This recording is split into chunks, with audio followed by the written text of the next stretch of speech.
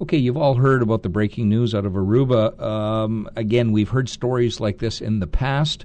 There has been what is described in the media as a jawbone discovered, and the media has jumped all over it, tying it into the disappearance of Natalie Holloway. I thought I'd go right to Aruba, to Jossy Mansur, the managing editor of Diario, and see what he has to say. Hi, Jossy. Hi, Lena. Nice to have you on the program.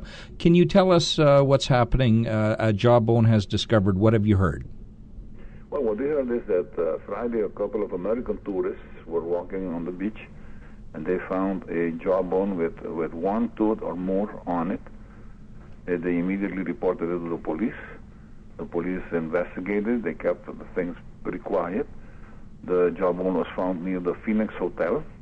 That's in the area where Natalie Holloway disappeared, where we believe from the beginning that Joran dumped her body into the ocean, from there straight to the west. And that on Sunday, 2 police officers from Aruba took the jawbone or went to Holland. They sent it or they went with it, but they are in Holland now waiting for the results. We heard from official sources that it is believed that the jawbone is human and that it does belong to a young white person. Okay. So all this ties in to all this these speculations that have arisen that it may belong to Natalie Holloway. It may very well be so, but we don't know yet. When we look at the analysis, and you've just mentioned that it may belong to a young white person.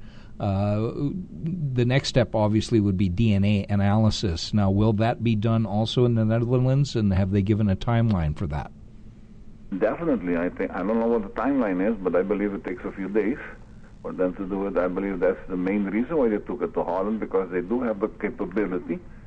If the jawbone still has any marrow or whatever in it, that they will be able to determine from any kind of DNA that they can extract, they can determine a relationship to any person. So in this case, to Natalie Holloway, if that were the case.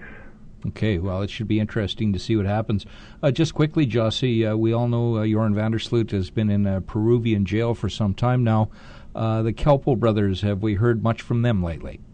No, they've been as quiet as mouses. I mean, we haven't heard a peep from them in many years. Yeah, they have been... they're invisible here. Yeah, they've been flying under the radar for sure. Well, I'm sure Diario and yourself will be keeping track of the story, and let's hope for the sake of the Holloway family that Natalie's, or some of her remains, have been discovered. Well, we hope so, too. Thank you, Jossy. You're quite welcome. Take care. Bye-bye. Okay, bye-bye. That's Jossy Mansur from the Diario newspaper. And we all know when we followed this story as many times as we have had discoveries like this made in the past that have turned out to be false hope for the family. Let's hope that maybe this has turned out to be something, because definitely Natalie does deserve to be taken home or a part of her, to Alabama and have her laid to rest. Will the case ever be solved? We'll have to wait and see. I'm Dana Pretzer. This is Scared Monkeys Radio. We'll be right back.